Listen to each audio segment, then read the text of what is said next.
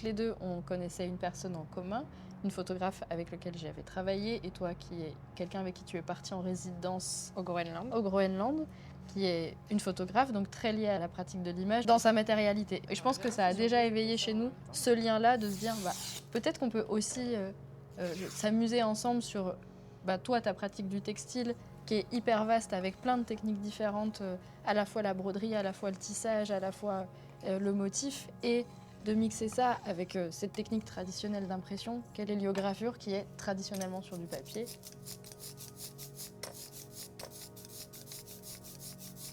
Très rapidement après notre emménagement au Jade, on a travaillé à l'impression de chaînes de tissage, de chaînes textiles, et d'imprimer une photo dessus par la technique du cyanotype.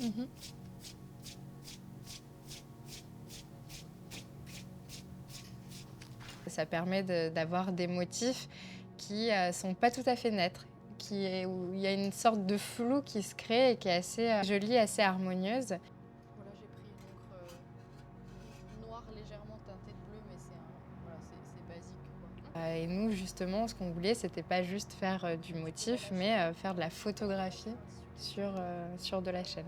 L'encre est très grasse, certes. En fait, ce qui est intéressant avec l'héliogravure sur le papier, c'est que ça permet des noirs très intenses et du coup des blancs aussi très lumineux.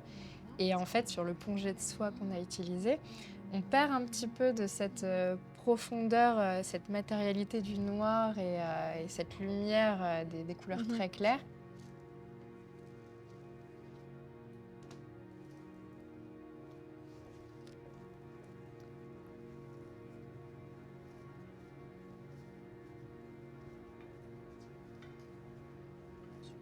C'est pas grave.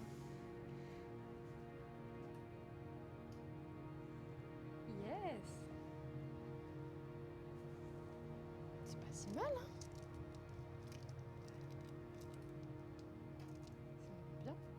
On est un peu vidé à certains endroits. Et en fait, l'ajout de fournitures en broderie comme les perles, les paillettes, le fil, ça permettait justement à certains endroits de venir rehausser l'image et réapporter justement toute sa matérialité, cette profondeur qui fait la magie sur le papier de l'héliogravure. Se saisir de l'image. Ouais. Tu vois, d'aller juste...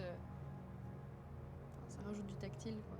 Oui, c'est ça. C'est comme si tu venais souligner à la fois des lumières, souligner des profondeurs de noir, des intensités, des contrastes. C'est pas juste rajouter à l'image, c'est vraiment venir la construire avec le fil, avec les paillettes, avec tous les matériaux que tu as dans ton atelier.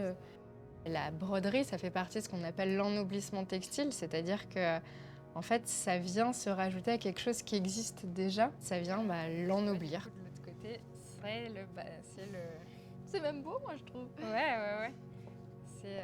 Puis on voit tes étapes de travail, du coup, aussi. Ça se fait sur un tissu qui est déjà tissé, créé, et on vient effectivement juste souligner. Et donc, justement, ça marche très bien sur l'héliogravure.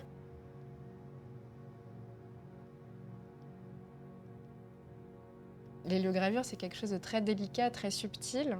Et le but, c'était pas d'arriver avec des grosses perles, des grosses paillettes. J'ai vraiment beaucoup cherché des fournitures qui soient le plus petit possible. Ça va être magnifique pour justement réapporter de la lumière, parce qu'en plus, elles sont blanches, sur les héliogravures, et justement sans que ce soit lourd.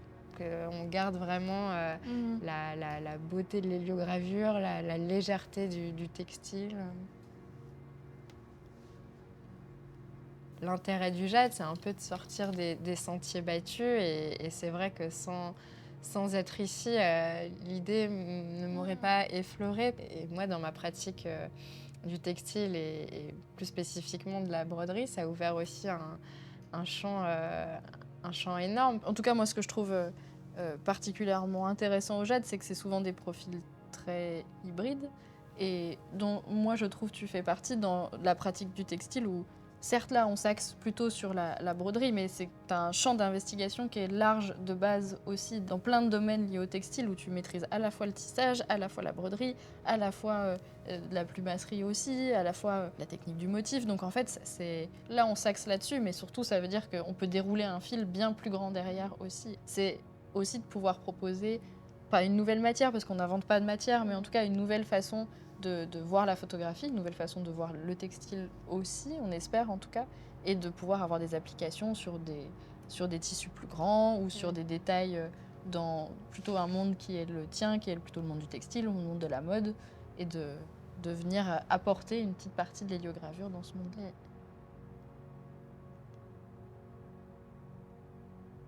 C'est un début et on va continuer à travailler et à pousser encore plus loin ce mariage du textile et de l'héliogravure. Le champ des possibles est énorme.